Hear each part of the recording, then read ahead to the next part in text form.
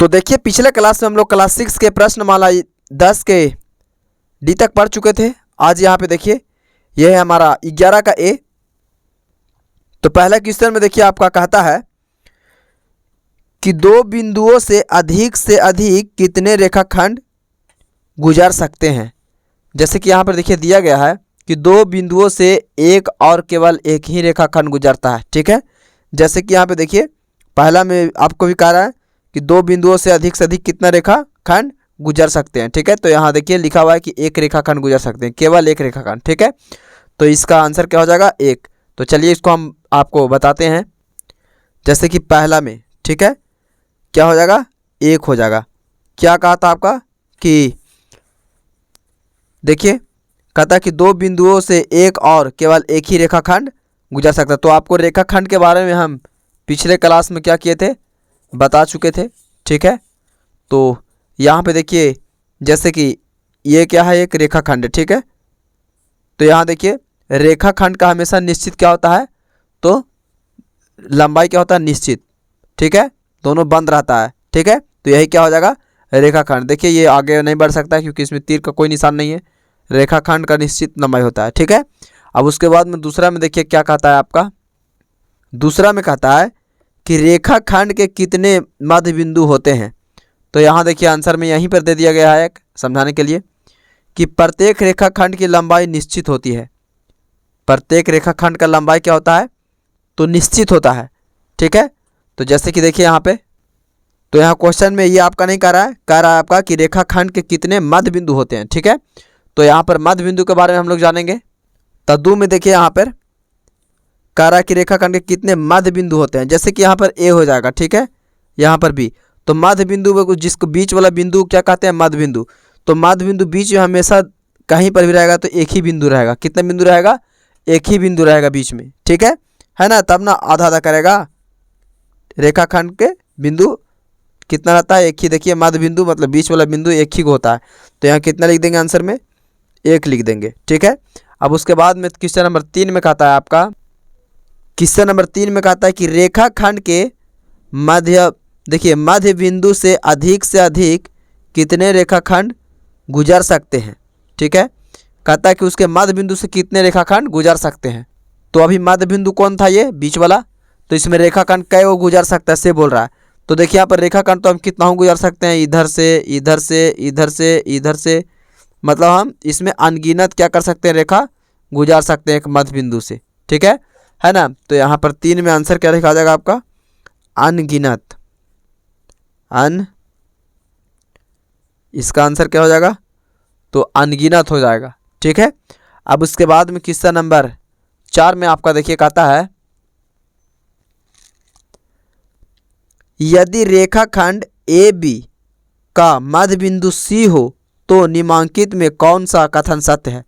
मतलब एगो रेखा खींचना है जिसको हमें ए बी लिखना है और मध्य बिंदु मतलब बीच वाला बिंदु क्या होना चाहिए, सी होगा। ठीक है, तो कह रहा है कि निम्नलिखित में कौन सा ही है, तो ए बी बराबर ए सी, ए बी बराबर बी सी।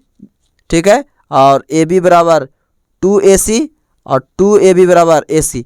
तो चलिए इसको हम समझाते हैं, उसके बाद में आंसर इसका देंगे। ठीक है, पहले ये याद रखिए कि क्या कहा है कि ए बी का मध्य बिंदु सी, ए बी का मध्य बिंदु सी का है। तो 4 में यहाँ पर देखिए, 4 में देखिए यहाँ पर एक बना लेंगे ये। ठीक है,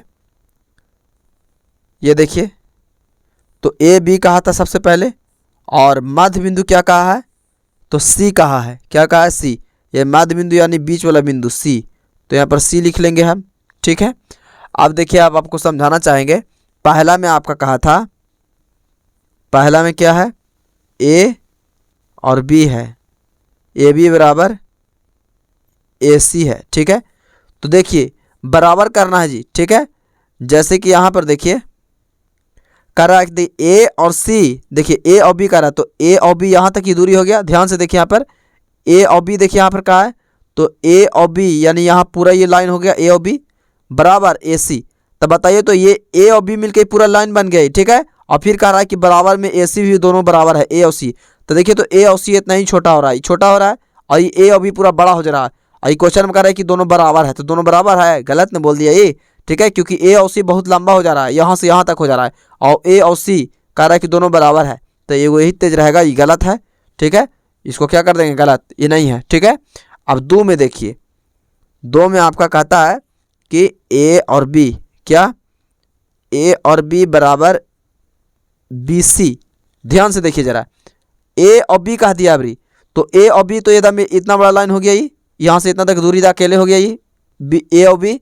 अब बराबर में किसको दिया है, बी और सी के, तब बी और सी, तो ये अभी ये ने दिया था, तब ये ने दे दिया आगे बकावेला। ठीक है, जैसे कि यहाँ पे देखिए, तो ये देखिए बी और ई तो इतना छोटा हो रहा है, तो ई एगो अकेले लंबा इतना लाइन ए और बी और सी तो बराबर होगा नहीं, ये भी गलत है, तो ये गलत हो जाएगा। अब 3 में देखिए, यहाँ पे 3 में कहता है कि ए बी बराबर 2AC, 2AC कहता है, क्या कहता है, 2AC। ठीक है, तो यहाँ पर देखिए ए और बी, तो ए और बी तो यहाँ तक ये पूरा रेखा हो गया, फिर कहता है कि 2AC, 2AC कहता है। अब जरा ध्यान से देखिए, 2AC मतलब ए और सी यहाँ से यहाँ तक, और फिर 2AC कहा है, मैंने फिर यहाँ से यहाँ तक, तो इतना दूर यहाँ और इतना दूर फिर इधर ले लेगा, 2 बार कर देगा, यही रेखा के 2 बार हम पार देंगे, तो बीच में है ये है जी इतना बड़ा। ठीक है, क्योंकि बीच का दोनों का लंबाई बराबर है, तो 2 बार देखिए, ये कह रहा है कि AC 2 बार, AC कितना बार, 2 बार, तो एक बार इतना दूर हो गया और फिर एक बार इतना दूर खींच देंगे, तो ये दोनों बराबर हो जाएगा कि ना। ठीक है, तो यही हमारा क्या हो जाएगा, सही हो जाएगा। ठीक है ना, जैसे कि ये पूरा ए भी पूरा लंबाई पूरा रहेगा, और इसको 2 बार यही रेखा खींच देंगे, तो ये 2 बार रेखा खींच देंगे तो इतना ही बड़ा रेखा बन जाएगा होगा, तो ये हमारा ये 3 के सही कह रहा है। तो चलिए, एक 4 का हल बचेगा, इसको भी समझा ही देते हैं। तो ये 2AB बराबर AC कह रहा है, तो बताइए तो 2AB, 2AB, ए और बी, सोचिए ये 2 को कह दिया, जरा बड़ा हो जाएगा, ये 2 बार ए और बी लाइन खिंचाएगा, मैंने ये नया पूरा बढ़ जाएगा, इधर इधर पूरा बढ़ जाएगा, और फिर कह रहा है कि बराबर AC, तो AC तो इतना ही छोटे को और छोटे को हो गया ही, और ये 2 इतना हियाँ से हियाँ तक एक और कर देगा, तो ये और बड़ा गलती हो जाएगा, तो ये गलत है एकदम। इसका आंसर क्या हो जाएगा, C। ठीक है, तो ये हम समझाने के लिए किए थे, इसका आंसर कितना हो जाएगा, यहाँ 3 मारिएगा। ठीक है, जैसे कि देखिए यहाँ कितना हो जाएगा, 4 के 3 हो जाएगा, तो यहाँ पर हम क्या कर देंगे, टिक मार देंगे। अब उसी तरीक़े से कहता है कि यदि रेखाखंड PQ पर बिंदु R हो, PQ पर बिंदु R हो, तो निम्नलिखित में कौन सा कथन सत्य है। ठीक है, PQ प्लस QR बराबर, इसमें भी बराबर वाला मामला है। ठीक है, तो यहाँ पर देखिए, पहले ये हमको समझना होगा, PQ पर कोई बिंदु, ई ना कहा है कि यहाँ पर मध्य बिंदु, मध्य बिंदु ने कहा, मध्य बिंदु का तो बीच में देते, यहाँ पर कह रहा है क्वेश्चन में आपका कि P और Q पर कोई और देखिए कहता है कि बिंदु कोई और हो। ठीक है, मतलब बिंदु R कहीं पर भी और लिख देना है हमको। ठीक है, ये ने कहा कि मध्य क्या कहता है, बीच में देना पड़ेगा। ठीक है, ये देखिए यहाँ पर सिर्फ बिंदु का है, तो चलिए इसको P और Q एक रेखा लेते हैं और उसको बीच में यहाँ पर क्या लिखते हैं, R। तो 5 में यहाँ पर देखिए एक के हम ये रेखा लेते हैं। ठीक है, जो क्या कहा था, P और Q कहा था, P Q। ठीक है, और कहा था कि कोई बिंदु R हो, तो कोई बिंदु R, तो चलिए हम कोई कहा तो यहाँ पर हम R ले लेते हैं सपोज। ठीक है, इधर ले लेते हैं R, तो R हम इधर ले लिए। तो अब देखिए पहला में आपका कहता है कि आप अपना बुक में मिला सकते हैं, PQ प्लस QR बराबर PR। देखिए PQ, P और Q यहाँ से यहाँ तक दूरी है, प्लस जोड़ रहा है QR, मतलब Q और R, मतलब इतना लाइन, इतना बड़ा ये लाइन और यहाँ से यहाँ तक ये लाइन, इतना दूरी हो गया बड़ा एकदम, बराबर में P और R है, तो P और R तो ये और छोटा हो गया, ये तो ऐसा ही बड़ा हो गया, इसको एक तो ये पहला ही इतना बड़ा कहा दिया P और Q, देखिए P और Q, और फिर कह रहा है कि प्लस और जोड़ रहा है QR, मैंने इतना लाइन और इसमें इतना बड़ा में जोड़ देगा, तो ये बहुत ही बड़ा हो जा रहा है, और ये इधर बराबर में कह रहा है कि इतना PQ होगा बराबर, तो बराबर थोड़ी होगा, ये गलत हो जाएगा ये। ठीक है, आप देखिए दूसरा में है आपका, दूसरा में क्या कहता है कि PR प्लस PQ बराबर PQ। ठीक है।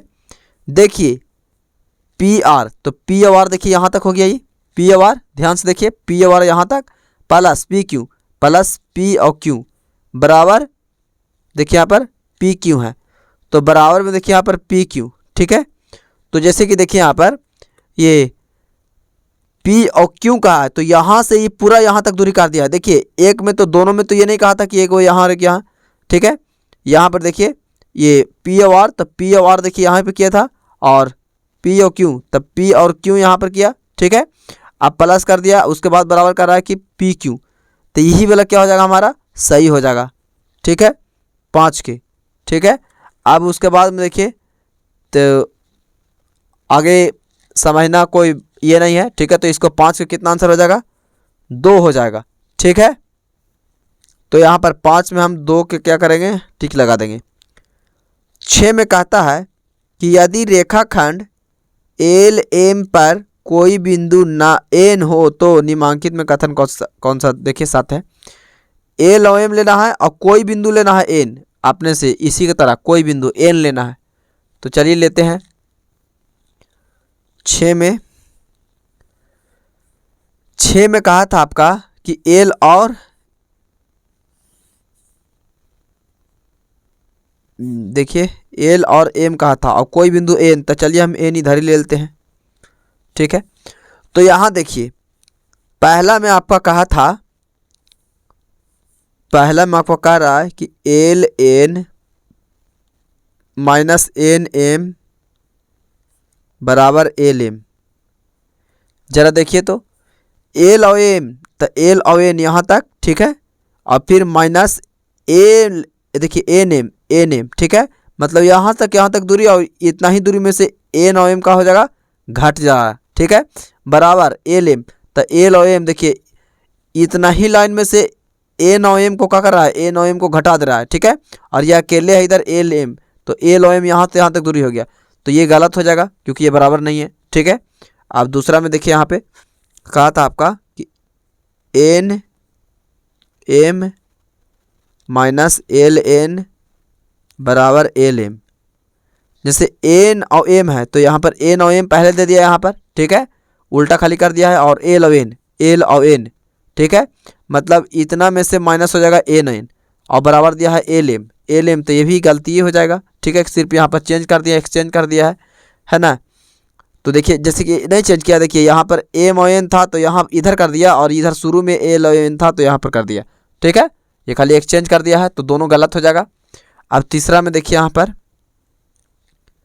तीसरा में है L M minus L N बराबर एन एम।